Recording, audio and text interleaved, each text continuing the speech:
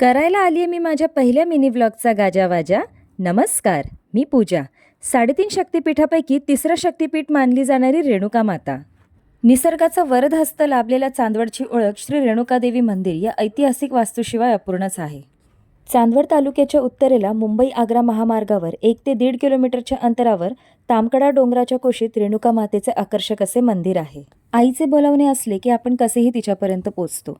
लग्न ठरल्यापासून माझी खूप इच्छा होती की 3.5 शक्तिपीठांपैकी एका शक्तिपीठाजवळ तरी माझ्या लग्नाची पत्रिका पोचावी आणि तिने मला आशीर्वाद द्यावा.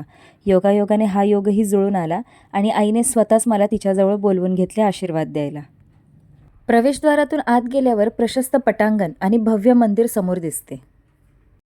मंदिराचे आवार खूप छान सुशोभित केले आहे.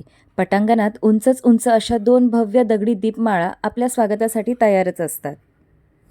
मंदिराबाहेर 2 दगडी दीपस्तंभांसोबत तुळशी वृंदावन, यज्ञकुंड, तीर्थतलावसुद्धा आहे. मंदिरापुढील भिंतीचे बांधकाम घडीव दगडात करण्यात आले. भव्य तटबंदीयुक्त प्रवेशद्वारातून आत आल्यावर एखाद्या गुहेत आल्याचा भास होतो.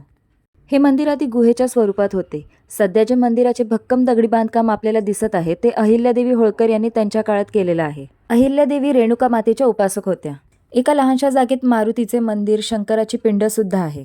आईच्या चरणी माझ्या लग्नाची पत्रिका ठेवली आणि तिचे आशीर्वाद घेतले. गाभाऱ्यात रेणुका मातेची तांदळा स्वरूपातली स्वयंभू मूर्ती आहे.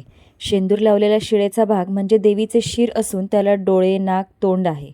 देवीला सुंदर अशी नथ आणि मुकुट घातले जाते. गाभाऱ्याच्या दोन्ही बाजूला पुण्यश्लोक अहिल्यादेवींनी सभामंडप बांधले आहे. हे सभामंडप तसेच मंदिराचा गाभारा संपूर्ण दगडात कोरलेला आहे. मंदिराच्या आतला परिसर सुद्धा प्रशस्त आहे. पुण्यश्लोक अहिल्यादेवी या रेणुका मातेच्या उपासक होत्या. त्यामुळे यात्रेच्या दिवसात अहिल्यादेवींची प्रतिमा पालखीतून देवीच्या भेटीला आणतात.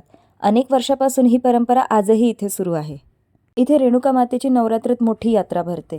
नवरात्रीच्या 9 दिवसात इथे देवीची मिरवणूक, महाअभिषेक, आरती असे अनेक धार्मिक कार्यक्रम होत असतात.